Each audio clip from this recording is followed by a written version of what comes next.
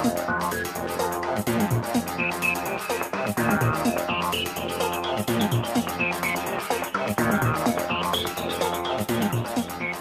I've just received my Led Lenser H14 headlamp, which basically I'm going to just go through some of the first thoughts I have on this product and basically go over some of the things that I like and obviously the things that I don't like.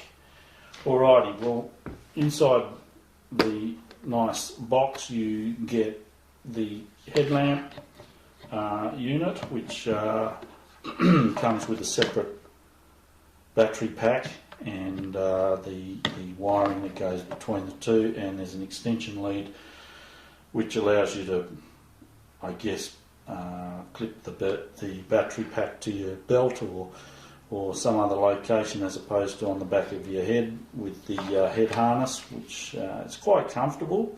The whole system is of high quality components, high impact plastic. Some people have said that they think that's a bit cheap, but I believe it's adequate to do the job. The battery pack holds 4 AA batteries, has an LED on here that indicates the state of those batteries, and being a rubberised outer casing, I assume it's water resistant. I wouldn't say waterproof, but water resistant. The package actually comes with 4 batteries. As you could see, they were lead lenser batteries in there, so it's not like you receive it and have to buy new batteries. There is your basic instructions which come in the box, and it comes in numerous languages, but there's the English, and most of these diagrams show you how to use it. You don't necessarily have to read all of this fine print down here. So there's the instructions, the extra extension lead, and this universal mount which allows you to mount it on some sort of a bar, more than likely on the handlebar of a bike, so that you can use this as a portable light for your push bike. Basically, this unit winds off and you can place it over the bar and reinsert and wind up. And these are actually a thread, so you can wind it up and it'll fit on pretty much any sized bicycle handlebar or other bar. I'll show you how that works in a second. Now, one of the things that I noticed with this particular product is this smart lighting technology, where you've got these numerous different lighting modes. You've got bright and medium and dark and flashing and SOS, etc.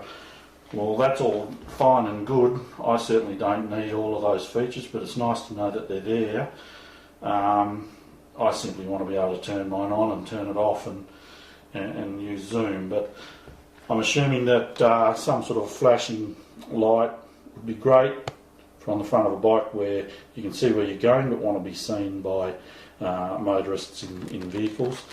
It's got some other information on this box which also supplements the manual that comes inside it. So basically the whole unit can be dismantled and reconfigured. In this case, you can remove your battery pack, which I'll just put the rubber seal back on, and you've got this belt clip on the side here that allows you to clip it to your belt or any other thin place that you would find handy. Now, the wire has a twist and undo, so you're not going to have them coming apart unless you want them to, and they clip onto the headband and can come undone when needed or removed. And of course you can do the same thing with the actual lamp, which has also a belt clip. Apparently these two can clip together like that, and you've got a portable lamp system.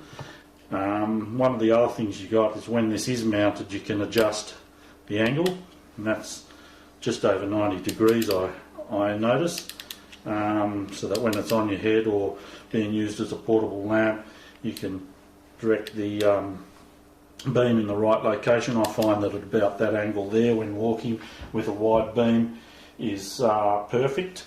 You can also zoom. Now the zoom is fairly simple, it's not a twist, it's not a knob or anything. You just pretty much pull out and that gives you a nice zoom, or push back, and the beam is extremely focused when you pull that out, and has got quite a range. So I'm not sure that I would find that particularly useful, but the wide beam is definitely very handy to use when walking in areas that you want to be able to see what you're doing. Again, it's nice to have that feature, the zoom feature in the long distance.